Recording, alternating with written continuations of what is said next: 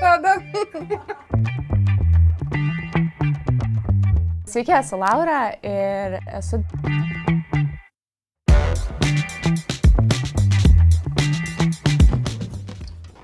Įdomus vokai. Numeris 1 bandom plėšti. Neuroniniai tinklai ir neuroniniai skaičiavimai. Kažkas su matematika aukštąja.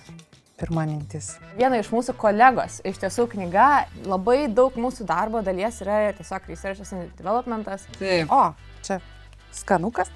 Kas čia? Oi ne, smegenis. Sticky Gummy Brain. Smegenys šiuo atveju pas mus turbūt yra labiausiai susijusios su LLM-ais, tai yra didelės kalbos modeliais, kurių tikrai daug naudojame tiek savo projektuose, tiek daug jų naudojame patys savo darbe. Bet tuo pačiu metu, aišku, reikia ir nepamiršti kitų duomenų, kuriuos mes apdorojame ir traininam būtent modelius, darom juos protingesnius, kad galėtume kurti ir tokius projektus, kaip pavyzdžiui, Saulės arba vėjų parkų energijos predictionus kitai dienai.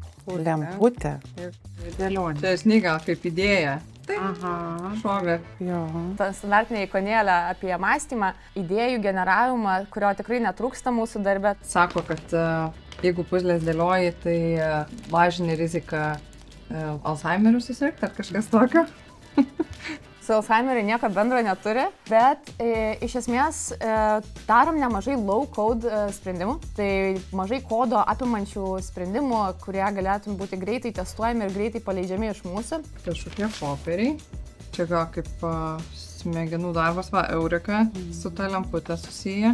Einšteinas, ekspertas. AI čia gali būti. Aha, tiksliai. Na ir dar turim paskutinį, tai klaviatūrą.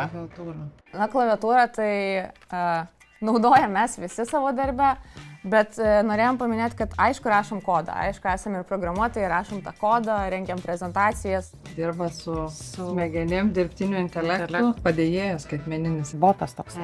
Koks nors programuotojas gal? Dirbtinio intelekto specialistas. Testuotojas. Inžinierius koks? Dirbtinio intelekto ekspertas.